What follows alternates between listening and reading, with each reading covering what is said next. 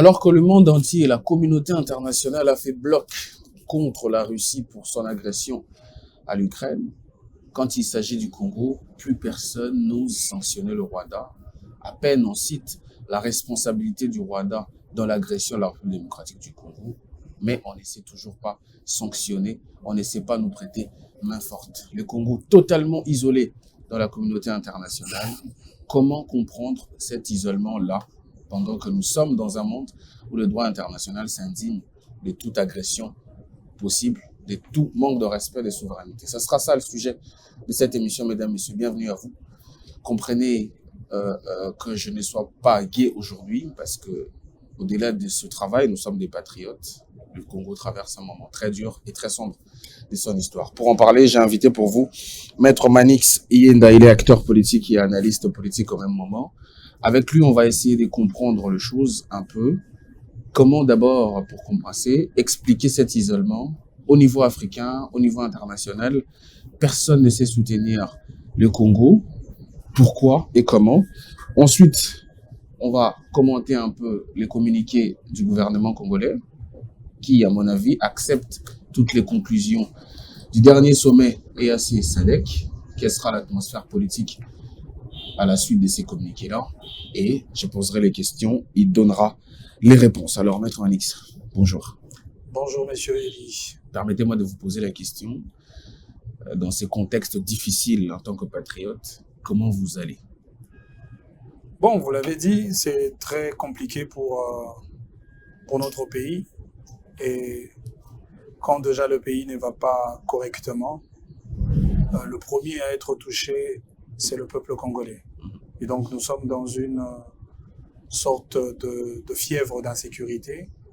Mais au-delà de cela, nous restons debout en tant que peuple résilient, en tant que peuple qui continue d'être positif, parce que cette guerre qui nous a été imposée par l'ennemi, je pense que nous devons l'arrêter et l'arrêter de manière définitive. Vous parlez du peuple parce que moi, je voudrais que dans cette émission, effectivement, on est touché parce qu'il s'agit de notre pays. On a de la famille dans des zones où ça tire matin, midi, soir. La situation humanitaire est déplorable. Mais on va quand même rester froid pour vraiment apporter de la réflexion et des solutions. Quand vous dites le peuple est meurtri, comment vous expliquez, comment avez-vous compris, vous, que ce peuple-là, à qui on a imposé la guerre, comme vous le dites, soit venu de manière massive, nombreuse, au stade, pour écouter les rebelles, pour écouter ceux qui ont apporté cette agression, qui portent le visage de cette guerre? Comment avez-vous compris cette dichotomie, à mon sens? Non, mais moi je pense que il n'y a pas de choses compliquées à comprendre par rapport à ce qui se passe précisément à Goma. Écoutez, moi je ne pense pas que le peuple congolais peut certifier la criminalité qui a été opérée par le rebelle. Ils étaient en masse. Le peuple congolais les gens applaudissaient. Résilient. Ne perdez pas de vue, cette population de Goma, elle a fait preuve d'une grande bravoure. Ça fait plus d'une décennie qu'on a tenté balkaniser le pays en passant par le Nord Kivu. Et ces peuples-là ont toujours été debout et il a toujours dit non. Aujourd'hui, on parle de l'occupation de Goma. Aujourd'hui, on parle de prise de notre territoire de manière illégale. Et cela a créé autant de conséquences en termes de perte de vies humaines. Seulement pour ce massacre-là, en un seul jour, nous avons perdu plus de 3000 Congolais qui sont partis, qu'on a tués, qu'on a massacrés par le rebelle.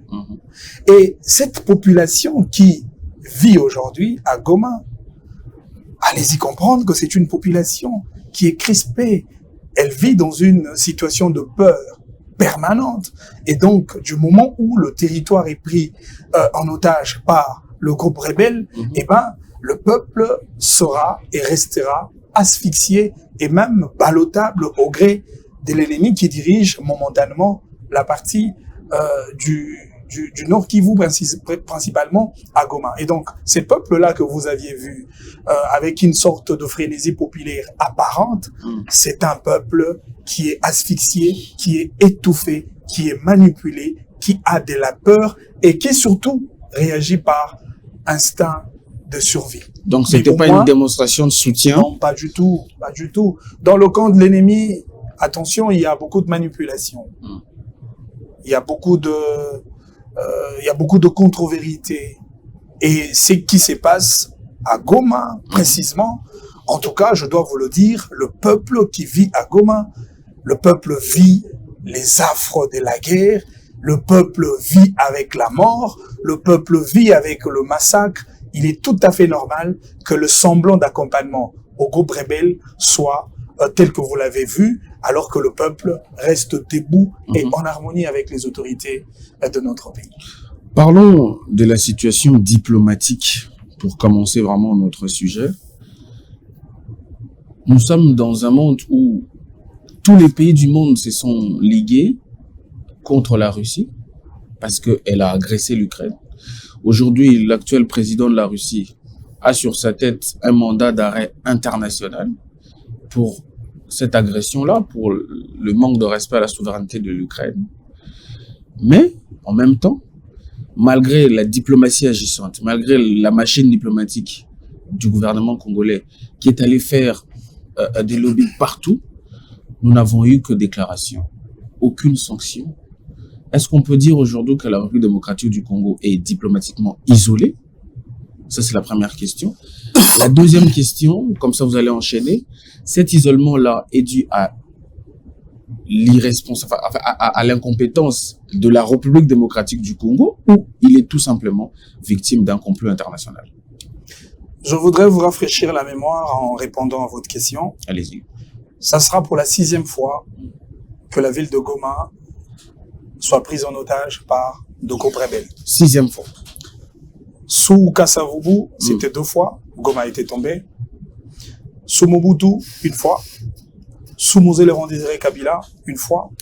Sous Joseph Kabila, 1 fois. Et aujourd'hui, partiellement, Goma est prise en otage par le M23 et le groupe de Nanga. C'est pratiquement la 6e fois. Et tout ce qui se passe, ça se passe aux yeux de tous les partenaires de la sous-région. Ça se passe aux yeux de l'Union africaine et autant ça se passe aux yeux de la communauté internationale dans sa totalité, l'Union européenne, les Nations unies et tout le reste. Maintenant, qu'est-ce qui justifie la passivité de la communauté internationale? C'est une question d'intérêt. C'est à ce niveau-là que l'on va effectivement comprendre le pourquoi cette communauté internationale s'érange du côté de l'ennemi. C'est à quel niveau cet intérêt dont vous faites allusion, maître? Non, mais c'est un secret de polichinelle. C'est connu de tous que le Congo, depuis un temps, est devenu un terrain de récréation interminable où les grandes puissances viennent puiser, piller nos ressources premières pour booster leurs économies. C'est connu de tous. Et donc, aujourd'hui, ce qui se passe, c'est qu'il y a un gouvernement qui manifeste des intentions positives, des ruptures, avec ces systèmes qui met le Rwanda en avant-plan et considère le Rwanda comme un tampon pour servir la communauté internationale. Et le Rwanda, à une certaine mesure, tire les dividendes pour booster autant son économie. Mais le président Tshisekedi, avec son gouvernement, ils veulent mettre fin à cette hégémonie. Ils veulent mettre fin à cette forme de condescendance du Rwanda sur le Congo pour que le Congo agisse effectivement comme un État souverain à tout point de vue. Ça veut dire aujourd'hui, si les partenaires de la RDC, que ce soit la France, que ce soit les États-Unis, la Russie, la Corée du Nord, Corée du Sud, la Chine, le Japon, si ces États veulent contracter sur le minerai du Congo, ils ne peuvent que passer par la voie officielle, la voie de la RDC, et non se servir du pont qui est le Rwanda, alors que le Rwanda utilise tout le moyen nécessaire pour détruire le territoire congolais, pour tuer le peuple congolais et aux yeux de cette communauté internationale qui s'effondre sur le principe de droit international, vous l'avez évoqué, le droit humanitaire, le respect des droits de l'homme, et ben aujourd'hui, on peut dire que cette communauté internationale tombe sur son propre piège. On nous véhicule les messages de respect des droits de l'homme. Pourtant, il y a des massacres, il y a des crimes contre l'humanité, il y a des crimes de guerre qui sont commis, et cette même communauté internationale devient taiseux. Et donc, cette passivité, nous continuons à la décrier, mais au-delà de dénoncer la passivité de la communauté internationale, il faudrait que la RDC, notre pays, agisse comme un État souverain. Avant qu'on arrive à la responsabilité de la RDC, parce que vous dites quelque chose que j'attends beaucoup, vous dites c'est une question d'intérêt, c'est une question d'exploitation de nos ressources minières. Mais quand le président Tshisekedi est arrivé au pouvoir, il a pris un angle diplomatique qui était celui de résoudre le conflit par la discussion, par l'amitié, on peut le dire. Il a été voir, on a tous vu à l'époque son conseiller spécial sur une interview du grand frère Alain Foka dire qu'on a été voir Kigali, comme Kigali a des contacts et que nous avons des gisements, on fait un partenariat. Mais malgré ces partenariats-là, qui faisaient gagner tout le monde, il y a toujours eu cette mauvaise volonté de rompre avec l'amitié et d'aller en guerre. Est-ce que vous trouvez vraiment, je reprends ma question, que les intérêts miniers d'exploitation suffisent pour aller autant dans le non-respect des règles du droit international, aller autant dans les crimes de guerre, comme vous venez de le dire, aller autant soumettre les gens à la mort, à des conditions infrahumaines? Non, mais tout est très clair, mon frère Elie. Et cette question revient le plus souvent, parce qu'on se demande pourquoi on n'approche pas la RDC pour faire ces contrats de développement sur nos minerais. Alors qu'on a été ouvert. Non, mais le gros problème, c'est aussi au niveau de la responsabilité de nos animateurs sur le plan interne. Vous savez, lorsque vous avez des richesses quelque part, dans un coin, dans votre ménage, dans votre maison, vous devez davantage sécuriser ce coin. Si les dirigeants congolais réalisent que la partie Nord Kivu, carrément l'est de notre pays, est l'une des parties les plus riches du pays, alors il faudrait garantir en termes de sécurité toutes les barrières possibles pour que l'ennemi n'accède pas. Ce qui n'a pas été le cas, malheureusement. De deux, aujourd'hui, on parle de la potentialité de la RDC en termes de ressources naturelles. Mais vous savez, lorsqu'on est sur le plan de l'économie, c'est le résultat palpable, l'économie, c'est la production, l'économie, c'est tout ce qui est vendable, tout ce que l'on peut exposer dans un marché international pour que le consommateur vienne et consomme votre produit. Et puis mais lorsque vous restez dans un état brut, dans un état de ressources naturelles, sans pour autant être en mesure de le transformer, alors il y a de quoi à remettre en cause votre richesse. Et c'est qui même justifie effectivement le paradoxe qui existe entre le fait que nous soyons en même temps un pays riche et en même temps un pays pauvre. Mais qu'a fait le Rwanda pendant tout ce temps? C'est un peu la situation générale en Afrique. Ouais. Nous n'avons que de puits potentiels en termes de matière, mais nous n'avons pas encore la technologie de la transformation. Mais pour autant, tous les pays africains ne subissent pas ce que nous subissons. Ça fait quand même 30 ans. Non, mais ça veut dire qu'il y a des gens qui sont monsieur Elie, qui sont devenus parents de la guerre. Vous ne pouvez pas placer sur le même diapason la RDC avec tous les autres pays, sinon vous serez en contradiction avec ce qu'a dit Fond Fanon par rapport à la posture de notre pays au sein de l'Afrique. Nous sommes une gâchette. C'est nous qui pouvons déclencher les véritables développements pour l'Afrique. C'est nous qui pouvons alimenter le Rwanda, le Burundi, l'Ouganda et tous les 9 pays frontaliers qui nous entourent parce que nous sommes le véritable levier du développement d'abord de la sous-région, le pays des Grands Lacs, mais aussi le développement de tout un continent. Regardez les secteurs, par exemple, forestiers. Aujourd'hui, L'équilibre mondial est assuré par la protection climatique grâce à la forêt de la RDC. Nous sommes un État solution. Regardez dans le secteur de l'énergie. Nous avons, c'est vrai, encore on reviendra sur cette question de potentialité, nous avons en termes de potentialité plus de 106 000 mégawatts capables d'alimenter tout le continent africain. La RDC et restera dans sa posture d'un État solution. Et donc aujourd'hui, il faudrait que les États qui entourent la RDC opèrent un choix entre le carnage ou le bon voisinage.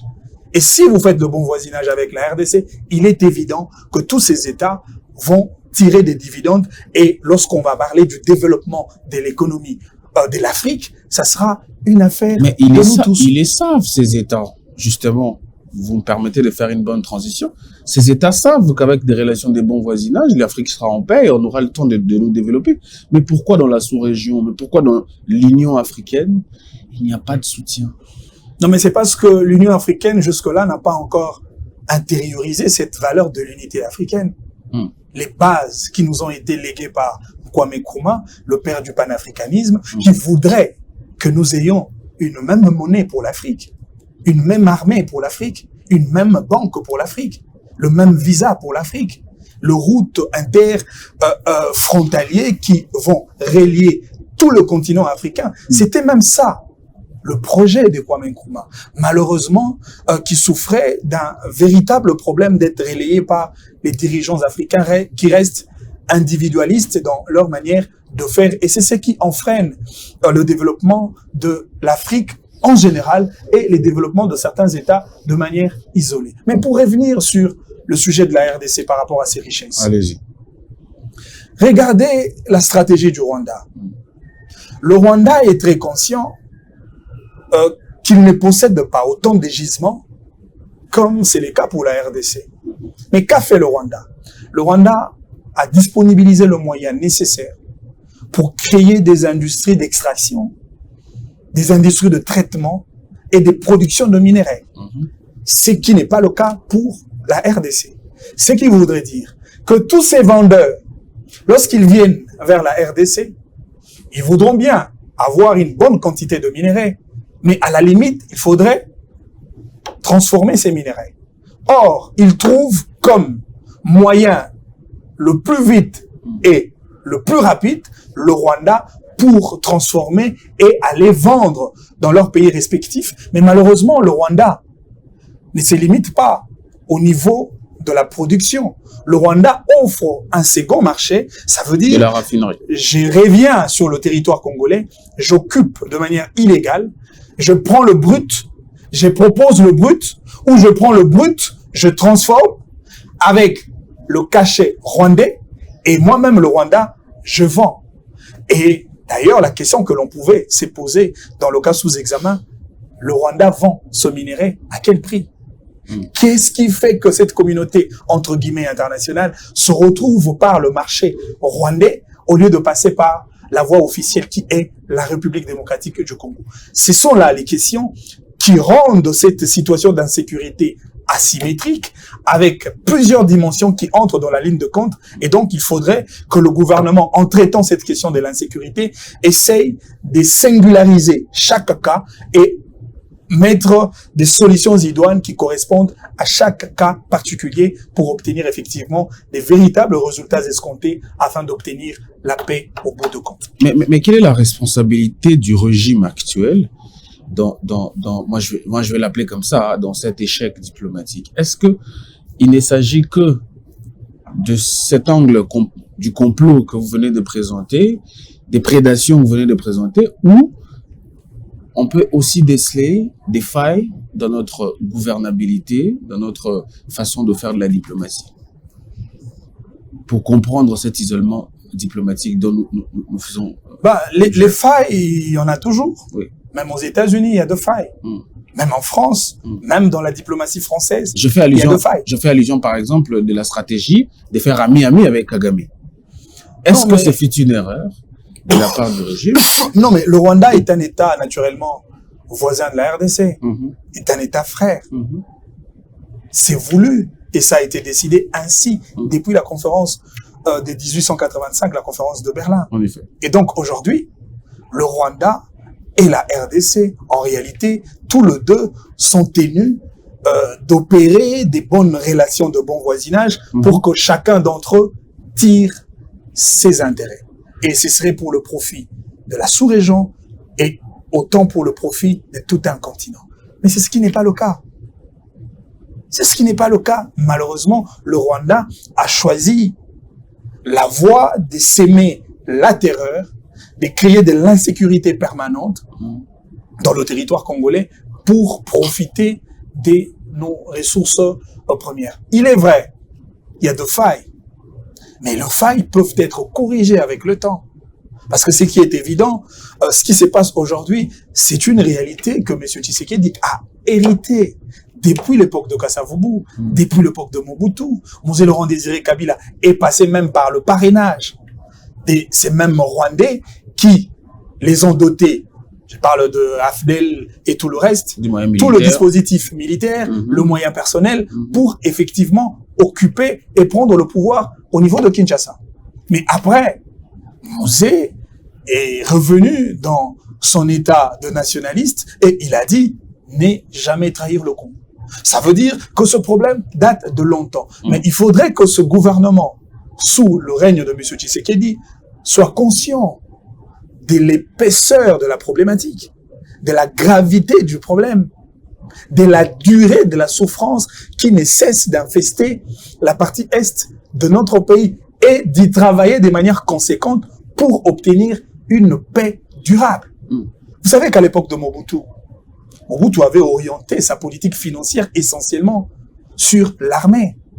Et donc aujourd'hui, si nous mettons du sérieux dans notre armée, si nous disponibilisons le moyen financier pour accompagner l'armée, je pense à un moment donné, la RDC peut faire preuve d'une véritable résilience afin de protéger l'intangibilité de nos frontières. Maître Manix, on a quand même eu une loi de programmation militaire. La loi, ce n'est qu'une loi. Oui, mais qui a ramené le budget de l'armée jusqu'à 1 milliard. Non, mais vous parlez de la loi. Vous parlez de budget, qui du reste est une prévision. Mais dans la réalité, si vous n'avez pas les liquides, si vous n'avez pas de l'argent en espèces, eh ben, que ça soit la loi, que ça soit le budget, tout cela resterait des lettres mortes. Vous avez suivi, par exemple, le scandale autour du dossier des mercenaires, qui était à des salaires, c'est au conditionnel, de 6 000 à 8 000 dollars le mois, à un effectif allant de 2 000.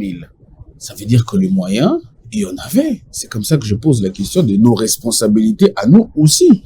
Si on avait le moyen de payer aussi chèrement ceux qui étaient venus instruire et se battre à côté de nous, pourquoi est-ce que les militaires, on n'améliore toujours pas ces conditions de vie? C'est même ça le problème de l'homme congolais que nous sommes. Nous avons toujours ces côtés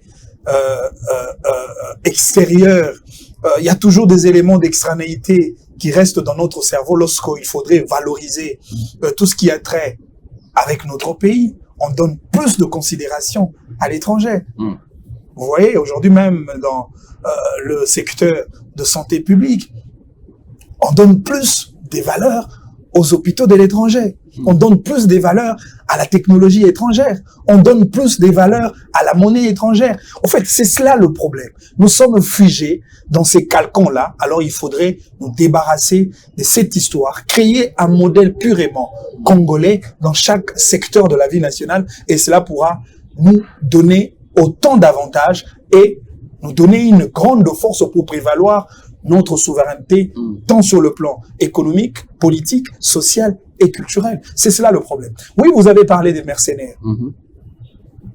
Mais pourquoi on fait recours aux mercenaires? Pourtant, nous n'avons pas un problème de l'effectif. Parce que sur le plan de l'effectif, la RDC occupe aujourd'hui la 5e place après l'Érythrée, après le Soudan du Sud, après le Maroc et après l'Égypte. Nous avons un effectif de plus de 150 000 éléments dans notre armée nationale. Ce qui voudrait dire qu'on n'a pas un besoin imminent en termes de nombre ou de l'effectif des militaires, mais plutôt nous avons un besoin d'un accompagnement en termes de logistique militaire. Ce qui implique nécessairement des moyens financiers. Nous avons besoin d'une formation avérée à nos éléments. J'ai même suivi, j'en ai partagé aujourd'hui matin avec un frère lorsqu'il me parlait des recrutements des nouveaux jeunes qui s'inscrivent dans l'armée. J'ai dit, mais c'est bien d'avoir les nouveaux recrues dans l'armée. Mais pour quelle finalité? Vous recrutez des gens pendant que vous êtes en pleine guerre. Vous prenez ces gens-là, vous le déversez dans la zone là où il y a la guerre. C'est de la chair à canon. Et ces jeunes vont combattre l'ennemi avec quelle expertise? Avec quelle formation?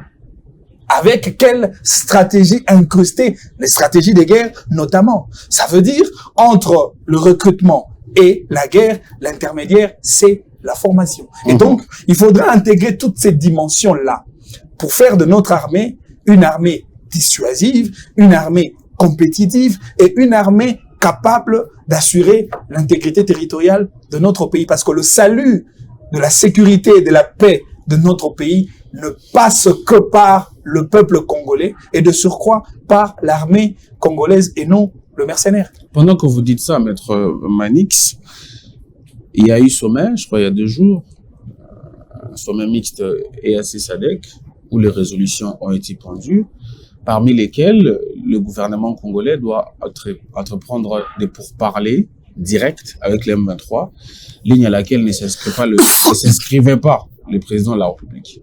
Mais le gouvernement congolais a réagi avec un communiqué en signifiant qu'il prenait acte de toutes les conclusions de ces sommets-là et qu'ils étaient d'accord avec toutes les conclusions, même si les mots n'ont pas été utilisés de la même manière. Acteur politique que vous êtes, qu'est-ce que nous devons comprendre de ces communiqués? 1. Le gouvernement congolais a-t-il accepté aujourd'hui par le fait de négocier avec l'M23? Doit-on s'attendre à un tête-à-tête entre Félix Tshisekedi et Corneille Nangaa? Bah, écoutez, je crois que nous sommes dans un angle diplomatique. Et les langages diplomatiques, ça a toujours été un langage tacite. En effet. Un langage codifié, un langage que l'on peut dénicher avec une certaine intelligence, je dirais, diplomatique. Avant le 10 sommet qui a même réuni le chef de l'État, il y a eu une phase préparatoire avec les ministres des Affaires étrangères, les ministres de la Sécurité et Défense, etc. Et dans la première phase, quelle a été l'attitude de la République démocratique du Congo avant de poser son acte d'engagement et de validation à ce sommet? Le vice-ministre de la Sécurité et Défense a refusé de prendre acte, a refusé de signer toutes les résolutions qui ont été prises dans le cadre de ces sommets conjoints. Ce qui explique son gouvernement la position du refus du gouvernement congolais. Deuxième élément. Dans un sommet aussi important, parce que c'est la RDC qui a été le menu du jour. Bien sûr. C'est pour la RDC que tous ces États étaient réunis. C'est pour la RDC, ces 2 organisations sous-régionales ont conjointement fédéré leurs agendas pour organiser un tel forum au sujet de la RDC. Mais la question qu'on se pose, pourquoi le président Tshisekedi lui-même en personne n'était pas là? Il n'était pas les seuls à ne pas être là. Non, mais c'est nous qui étions au menu. Si l'Afrique du Sud n'est pas là, il n'y a pas de problème. Il était là en visioconférence. Si le Burundi n'est pas là, il n'y a pas de problème. Mais la RDC devrait être là. Mais le fait que le président de la République physiquement n'était pas présent à ce sommet, encore une fois, ça, c'est un autre langage diplomatique à dénicher. Lesquels? Non, mais ça traduit quoi? C'est un refus. Mais c'est un mépris. C'est un discrédit. Ça veut dire qu'on n'a aucune considération. Le président, personnellement, n'était pas d'accord avec ces sommets? Non, mais c'est parce que le président de la République n'agit pas avec une forme d'intelligence immédiate.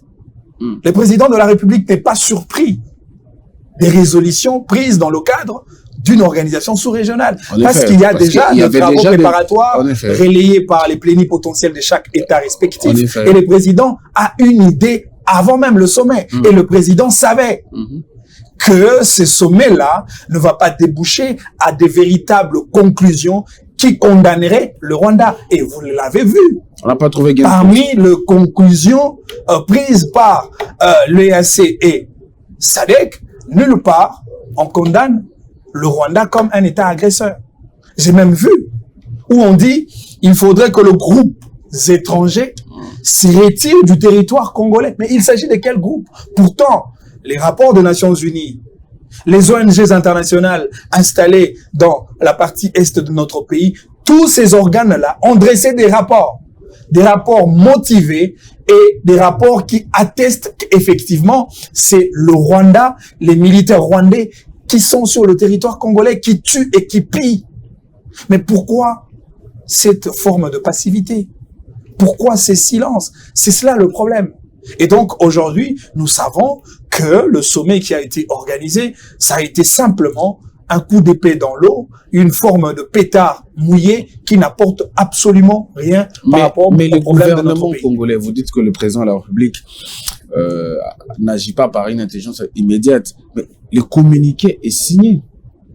Il n'a pas été contredit par le gouvernement congolais, ce communiqué, où il est dit que la République démocratique du Congo reste engagée dans le suivi et l'application des engagements et appelle tous les acteurs à la redevabilité, à la retenue et à l'exécution fidèle des mesures adoptées. Non mais sans modification aucune, on a adopté toutes les résolutions. Nous sommes dans un angle, Monsieur Elie, nous sommes dans un angle diplomatique. Ici, ce qui pose problème, effectivement, c'est la sincérité des États. Ce qui pose problème, ici, c'est cette incapacité de pouvoir responsabiliser tout ce massacre, tout ce carnage, cette agression sur le dos du Rwanda. C'est cela le problème. Et le président Tshisekedi le sait.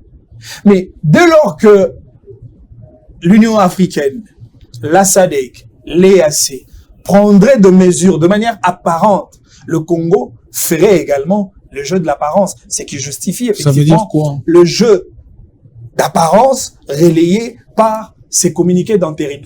Mais en réalité, le président de la République sait qu'il n'y aura rien qui sortira de la SADC et de l'EAC. Et donc aujourd'hui, la République démocratique du Congo doit tirer des véritables conséquences parce que nous devons assumer notre souveraineté face à tout État agresseur. Donc, de par votre réflexion, vous êtes en train de dire qu'il n'y aura pas de dialogue.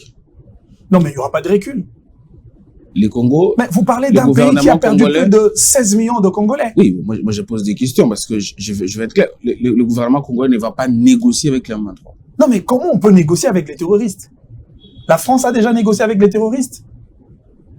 Les États-Unis ont déjà négocié avec les terroristes. Mais de quoi on nous parle? Mais quelle est la suite alors? Non, mais la suite, c'est que nous devons obtenir la paix, quel que soit le prix à payer. C'est cela la suite? Ça veut dire quoi? Peu importe le temps que ça nous prendra.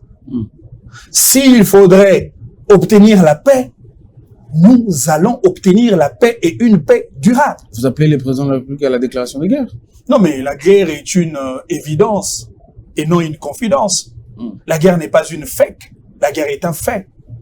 La guerre n'est pas un acte déclaratif, la guerre est un constat réel. La guerre est déjà là. Nous sommes en pleine guerre parce que nos compatriotes qui sont tombés sur le sol de Goma, c'est à cause de cette guerre.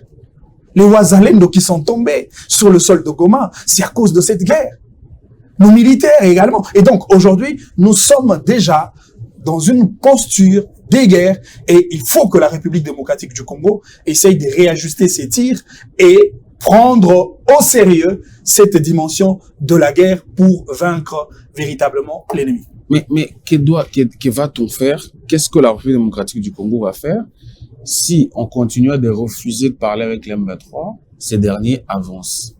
Prends par exemple Bukavu, prends par exemple Kisangani, attaque par exemple Kinshasa. Qu'est-ce qui va se passer? Parce que visiblement, on n'a pas le moyen militaire de l'arrêter.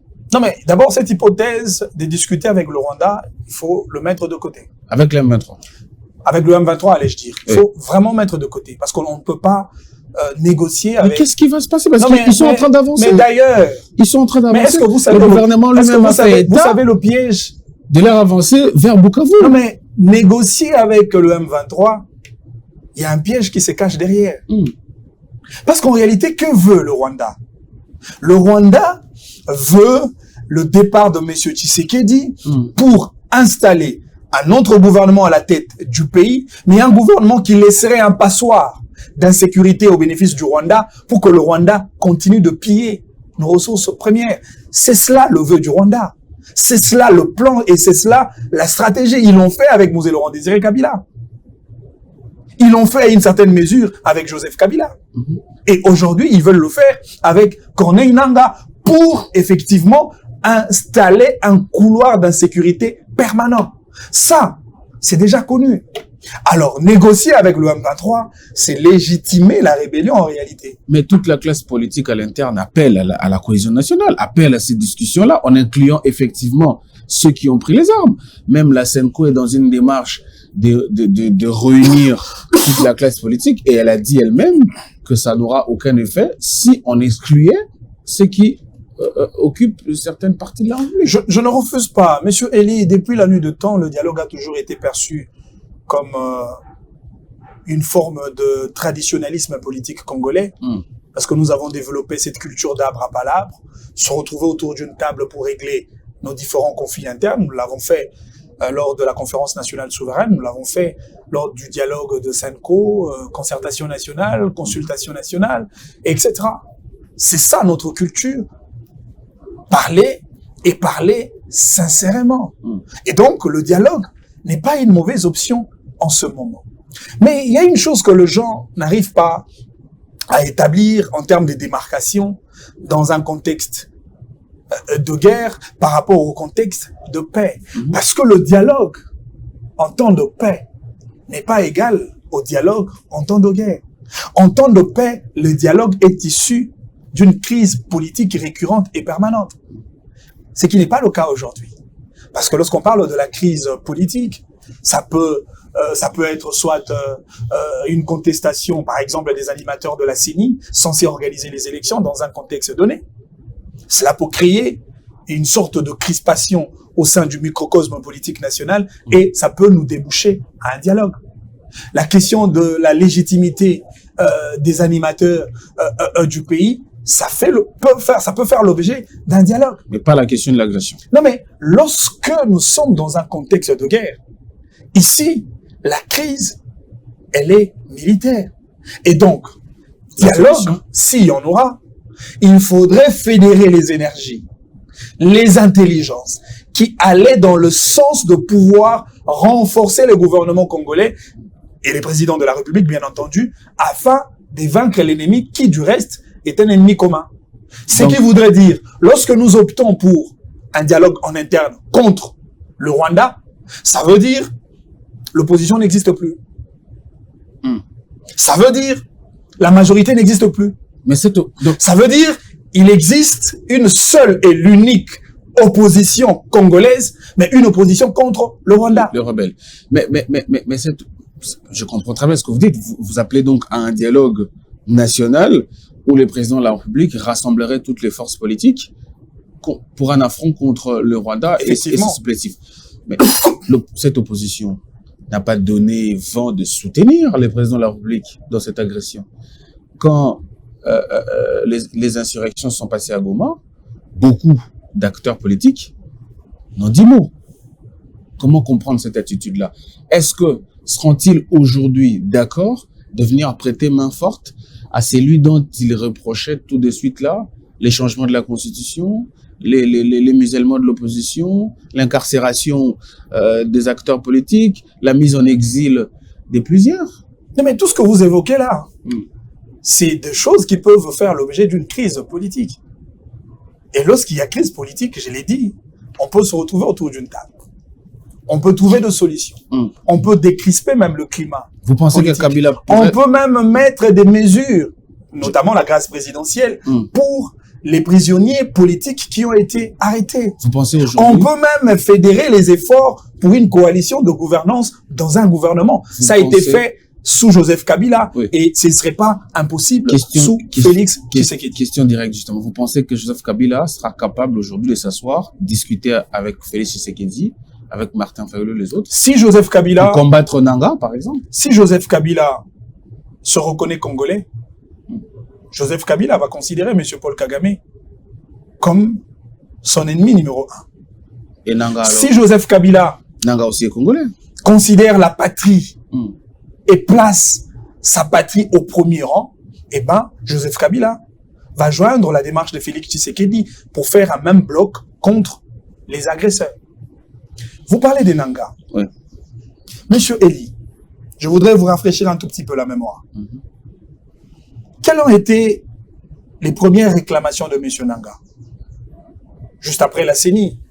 Parce que c'est lui qui était l'arbitre de cette compétition électorale entre le protagoniste politique lors des élections de 2018.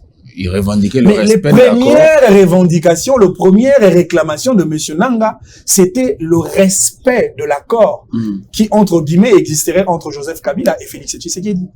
Maintenant, pendant que Nanga réclamait le respect du dit accord, Nanga plaidait pour la cause de qui? De Tshisekedi ou de Kabila? Vous avez la réponse. Quelques temps plus tard, c'est lui qui plaidait pour le respect de l'accord entre Tshisekedi et Kabila, se transforme en un véritable rebelle. Il crée un groupe militaire. Il s'est recroquevillé au fond de la République. Il prend les armes et tue ses propres compatriotes congolais. La question, Nanga travaille pour qui? Nanga obéit aux ordres de qui? Si réellement le M23 est un supplétif du Rwanda, alors Nanga est le supplétif de qui? Vous êtes en train d'essayer de faire le lien entre Nanga et Joseph Kabila? Non mais c'est très clair. C'est dangereux. Quoi. Et d'ailleurs, ce qui est plus dangereux, c'est lorsque le président de la République nous dit que c'est Joseph Kabila, un ancien président de la République, qui est derrière Nanga. C'est de ça qu'il s'agit. Mais c'est ce genre de propos qui créent la frustration. Non mais comment on peut résoudre le problème dès lors que nous sommes entourés par des agents doubles? Si votre hypothèse est vraie, dans ce cas-là, dans ces dialogues nationaux, Kabila est écarté d'office. Non mais si l'hypothèse est vraie, Oui. dans ce cas-là, si par la voie diplomatique nous réussissons à obtenir le retrait du M23 par le Rwanda, et si par les dialogues politiques internes, nous réussissons à obtenir le retrait de Nanga par Joseph Kabila, la paix sera installée. Donc c'est ça votre solution? Non mais la paix sera installée. Il faut discuter avec Kabila pour que Nanga... Non mais Kabila devient un agent principal.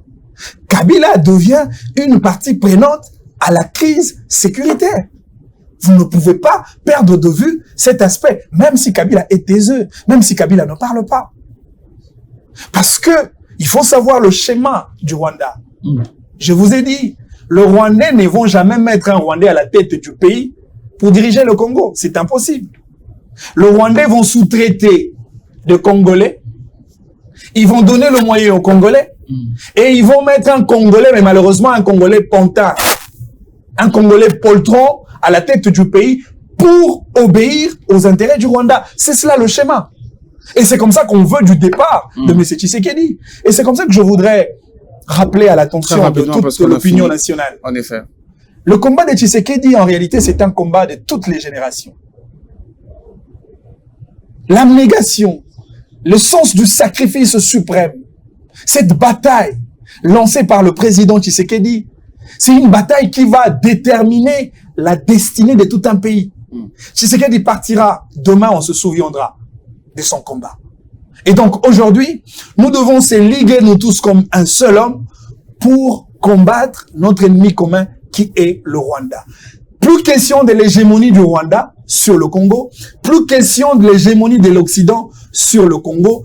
Les pays la RDC est un pays ouvert à tout le partenariat avec tous les États qui voudront bien coopérer avec la RDC pour le développement du monde.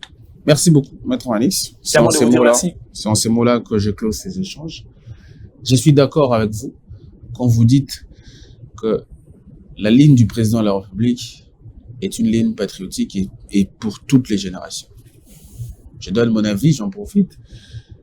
Discuter avec l'M23, c'est revivre l'histoire. Exactement. En effet. Et c'était même ça l'erreur de Joseph Kabila. En effet. Résoudre le problème par un accord. Je suis d'accord. C'est permettre l'hégémonie du Rwanda. C'est permettre que la RDC soit toujours contrôlée par une main étrangère. Exactement. Comme on l'a été par Léopold II, comme on l'a été par la Belgique. Aujourd'hui, c'est le Rwanda. Demain, c'est d'autres États de la sous-région.